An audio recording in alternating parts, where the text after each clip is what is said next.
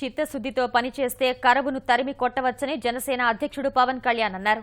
అనంతపురం జిల్లా గుత్తిలో విద్యార్థులతో ముఖాముఖి నిర్వహించిన ఆయన కరువు సీమలో పాదయాత్ర చేయాలని భావిస్తున్నట్లు ప్రకటించారు.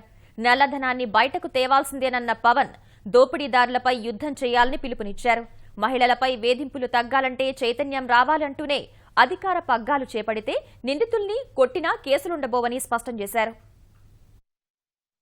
రాజకీయాల్లో ప్రక్షాళన జరగాలని జనసేన అధినేత పవన్ కళ్యాణ్ అభిప్రాయపడ్డారు. నల్లధనం అంశంపై స్పందించిన ఆయన రాజ్యాంగాన్ని అమలు చేసేవారు తక్కువగా ఉన్నారని వ్యాఖ్యానించారు. నేతలు దోచేస్తారనే ఉద్దేశంతో చాలా మంది పన్నులు చెల్లించడం లేదని అన్నారు.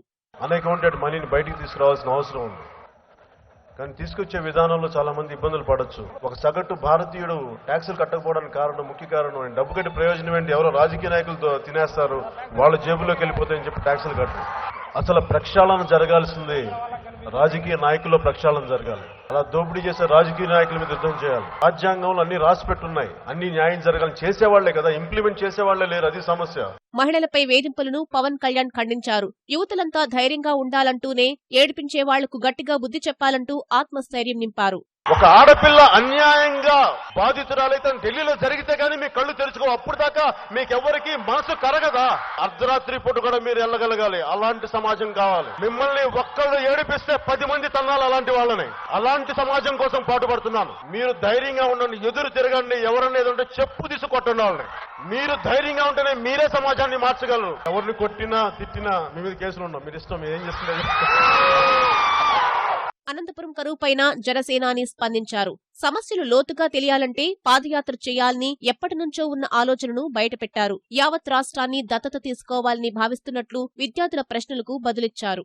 అనంతపూర్ నేను తీసుకుంటానని, దత్తత తీసుకుంటానని నాకు ఒక గ్రామంతో సరిపోదు. కొంతమందికి భూదాహం ఉంటుంది, ఎన్ని వేల ఎకరాలను వాళ్ళకి సరిపోదు. నాకు ఇంకో దాహం ఉంది, ప్రజా సమస్యల్ని పరిష్కరించాలని ఒక దాహం ఉంది, అది నాకు ఒక గ్రామంతో సరిపోదు. మొత్తం అనంతపూర్, మొత్తం రాయలసీమ, మొత్తం సీమాంధ్ర, ఆంధ్రప్రదేశ్ సమస్యలన్నీ నాకు పరిష్కారం చేయాలి.